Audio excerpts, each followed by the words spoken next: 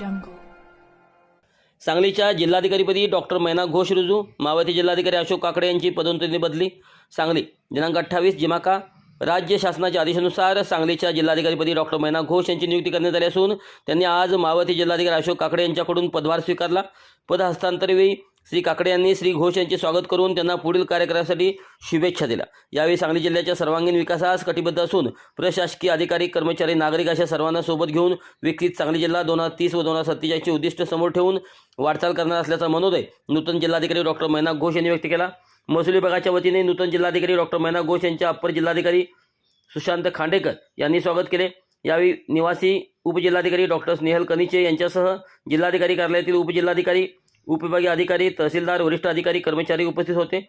तसेच दिवसभरात विविध विभागाच्या अधिकाऱ्यांनीही नूतन जिल्हाधिकारी डॉक्टर घोष यांचे पुष्पगुच्छ देऊन स्वागत केले.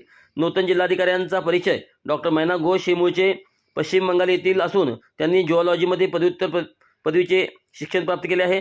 तसेच बायोमेट्रिक हिस्ट्री विषयात PhD पदवी प्राप्त केली आहे. ते भारतीय प्रशासन सेवेतील 2019च्या बॅचचे महाराष्ट्र केडरचे अधिकारी आहेत. त्यांनी सहाय्यक जिल्हाधिकारी रायगड येथून प्रशासकीय कारकिर्दीची सुरुवात केली.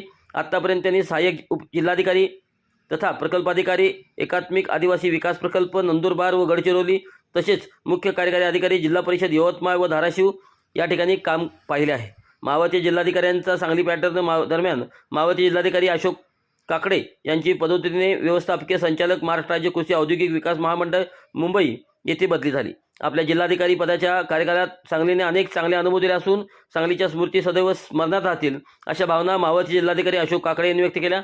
श्री काकडे यांनी त्यांच्या कार्यकाळात सांगली पॅटर्न अंतर्गत विविध लोकाभिमुख उपक्रम राबवले.